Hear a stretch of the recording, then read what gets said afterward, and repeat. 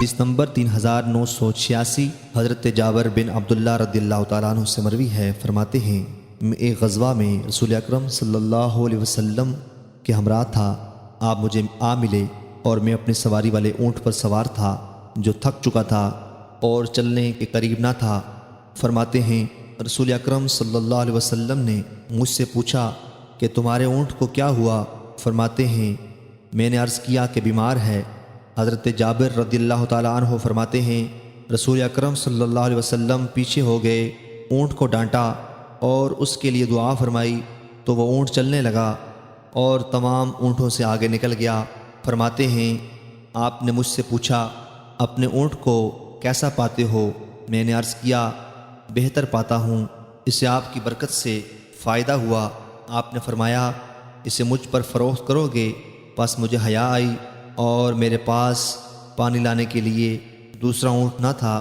فرماتے ہیں میں نے عرض کیا جی ہاں، پس میں نے آپ پر یہ اونٹ بیچ دیا اور یہ شرط رکھی کہ مدینہ طیبہ تک میں اس کی پشت پر سواری کروں گا۔ حضرت جابر رضی اللہ تعالیٰ عنہ فرماتے ہیں پھر میں نے عرض کیا یا رسول اللہ صلی اللہ علیہ وسلم، میری نئی شادی ہوئی ہے، پس میں نے آپ سے اجازت طلب کی تو آپ نے مجھے اجازت دے دی اور میں سب لوگوں سے پہلے مدینہ طیبہ پہنچ گیا۔ میرے ماموں کی مجھ سے ملاقات ہوئی تو انہوں نے مجھ سے اونٹ کے بارے میں پوچھا۔